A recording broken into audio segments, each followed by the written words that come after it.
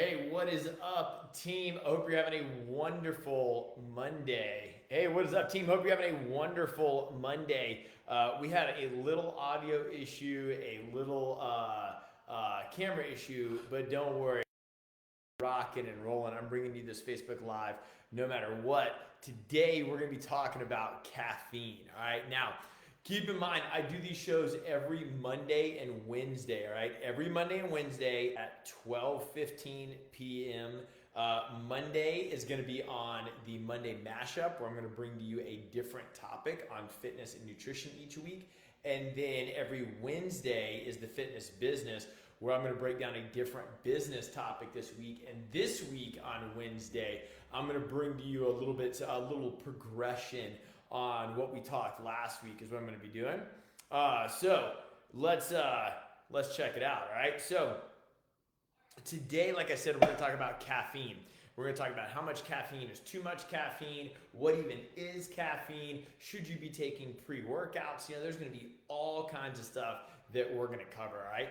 If you have any more questions, this is going to be linked over to our YouTube channel. And on the YouTube channel, you will be able to see so much more content that we got going on that we'll be bringing to you, all right? So number one is what is caffeine, all right? Caffeine is a vasodilator. So what that means is it makes your veins a little bit larger, but it's also a vasoconstrictor, meaning it makes them smaller. So why is that important to know? So caffeine dilates your blood cells and your veins and stuff. And it's really so you can absorb more of it. Like if you take medication, ibuprofen, Tylenol, something like that, it has 25 milligrams of caffeine in it, so your body can absorb more of the nutrients. That's completely normal and completely common. The trick is the vasoconstriction. So what happens is you're here, and then you take in caffeine, and it opens your blood cells, so it dilates, and it goes up here. Now, when that happens, you feel great, and you're like, oh man, that's amazing, I feel wonderful. And then there's a big crash. And this crash, based on how severe it is the vasoconstriction. So what happens is when you take in something like a pre-workout, a Monster Energy drink, a Red Bull, something like that, that it dilates and then it constricts real hard. So you run the potential of blood pressure issues or irregular heartbeat. You could get real dizzy and pass out. You don't want any of that. That is not what we're talking about today. All right. So when I reference those stuff, energy drinks, Monster, Red Bull, just any crazy like, oh man, I just got to get energy in my body. It's packed with a whole bunch of other stuff like guarana and all these things that make your blood cells dilate even more. Pre-workouts, none of that's healthy for you. When I say caffeine, I'm talking about like just coffee. I'm saying just regular coffee, couple hundred milligrams, coffee bean, and it's natural. So let's just define the conversation on that. When you take in caffeine, your veins are going to go up and then they're going to go down. That's completely normal. But how much and how aggressive? We're not talking energy drinks here. We're not talking Monsters. You want to cut that stuff out anyways. We're really focusing on like natural sources like a coffee or an espresso or something like that. And this is live, so you can comment anything you want below and I'll answer your questions as we go through it. All right. So number one here, when we look at, I got a bunch of notes I'm going to go over. So caffeine. First off, the coffee bean, if I look at just coffee, because that's the point of today's topic, all right, is that there's going to be over 100 antioxidants and health benefits coming from the coffee bean. An antioxidant is extremely important to your body. So in your body, your cells have these things that are called free radicals. And these free radicals are cells that don't have an electronic charge attached to them. So what that means is this cell has 2 electronic charges or 3, and this one has 1. So this cell would steal an electronic charge from here to bring it over here. All right? And that's called a free radical. And the only reason that you need to know that is that stress on your body when it does that, when your cells start stealing electronic charges from each other. And when those cells when these cells start doing that, they start multiplying. And that's called mitosis and meiosis, and that's called cancer, where the cells start breaking over and over and over again to duplicate each other, right? We don't really want that. So what you want is cells that can give other cells their electronic charge without becoming free radicals themselves. And those are called antioxidants, all right? I'm not trying to get too science here, but those are called antioxidants. You get the antioxidants from, let's say, a coffee bean, for example. So when you take in that coffee bean, it neutralizes the free radicals. And that's a big, big benefit to the coffee bean. Now, coffee is also extremely good to your body to calm its pH levels or potential hydrogen levels. Your body operates best when it's in a level of homeostasis, meaning it's real even. When it's out like this, when it's kind of out of whack, it doesn't operate well. And let's talk about what operate well means. It could get really sick. It could not gain muscle. It could not lose fat. Your body doesn't want to give you a result when it's all like this. You're trying to keep it as even as possible. That's why regular exercise works. That's why regular nutrition programs work, because they're very, very consistent in what they offer. So your pH levels get balanced when you take coffee and you make it espresso. So that's another interesting thing about coffee. When coffee brews up, When it brews down, it keeps all of the acidity, which is a coffee. When it brews up, it loses all the acidity, which is like an espresso. And it's actually way better on your pH levels to do that. So if I just look at coffee in general, I'm going to get a benefit from taking in caffeine. Like I said, that's why it's in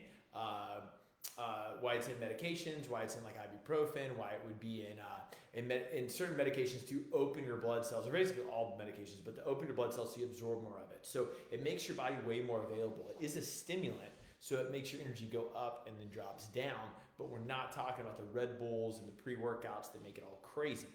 We're talking about taking in a coffee bean.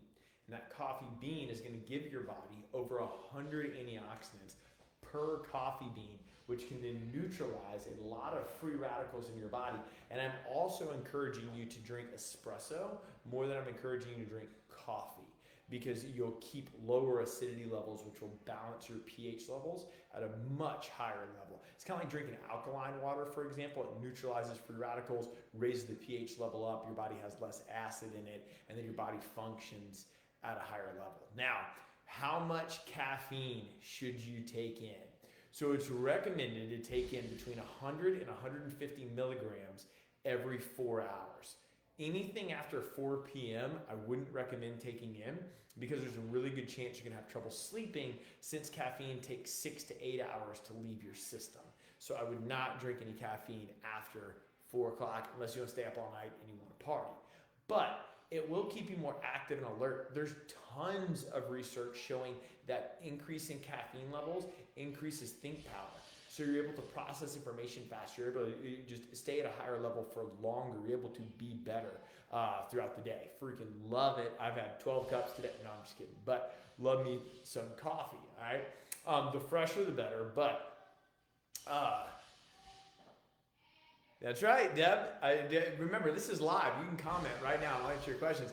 This is great news. Now I need an espresso machine. Yeah, you totally should. It is way better on your body. Coffee in general isn't bad, but the espresso is way cleaner to your body and balancing the pH levels than coffee. There's a lot of acidity that comes with the coffee.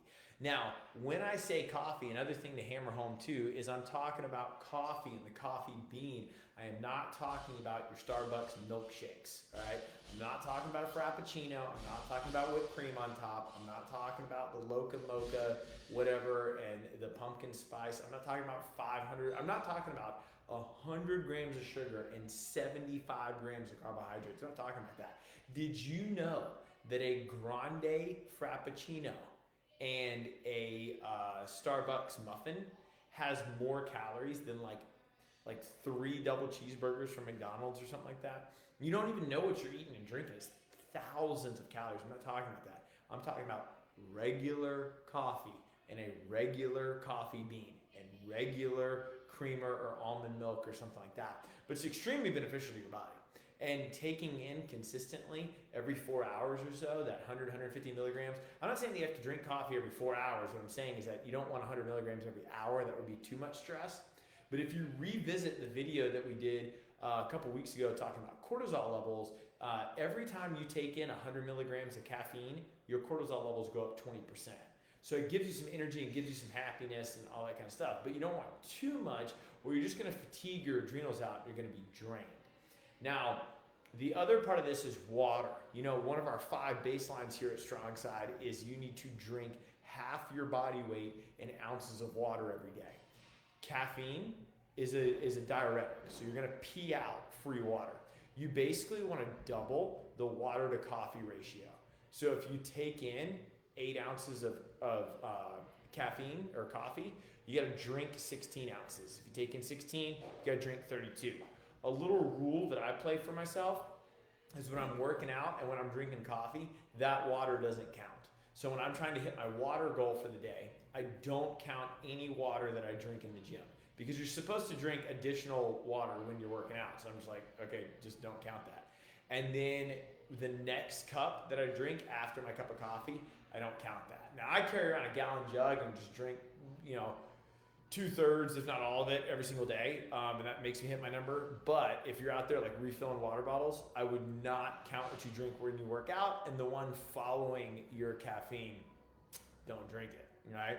I think it's hogwash. Maybe it is that you get addicted to caffeine. I think it's like nonsensical though. Like I don't think that there's a reason for people to need to detox from their morning coffee. I don't think it's a bad addiction. Yeah, your body might get dependent on it, but no more in the way that it gets dependent on, I got to work out every day. I got to do this every day to feel good. We have plenty of things that we do. If I don't brush my teeth, I feel disgusting. I have to shower every morning or I feel terrible. Like we all have these things that we do.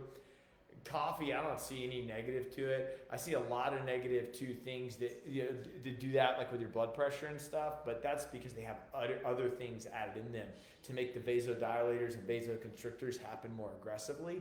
But drinking 100, 150 milligrams of coffee or espresso, 2 shots of espresso or so, 2-3 times a day most, you're good, man. So I'm a big fan of it. I think it makes you more alert. The last thing I'll leave you with is not only does it increase your cognitive function, your brain function, but it increases your neuromuscular function, like your brain talking to the rest of your nerves. Your reaction time's better, your energy's better, you're happier, you feel better. Just don't have a milkshake. All right. So remember, I'm bringing you these shows. I don't know how long they'll be each week. I'm just kind of hopping on here and hanging out, but every Monday and Wednesday at 12:15. Every Monday is the Monday mashup, where I'm bringing you a different fitness and nutrition topic. Today was about caffeine, how much is too much, and when should you drink it. And then Wednesday is the fitness business. I'm going to be building off last week. I'm going to be talking about some super cool things on Wednesday, talking about like intensity training and heart rate recovery and just like the business of that. So I'll break that down for you. But as always, comment anything you want below. This will get recycled over to our YouTube channel. Check that out, and I will see you on Wednesday at 12 o'clock. Now, I'm going to go grab some coffee. Hope you do too.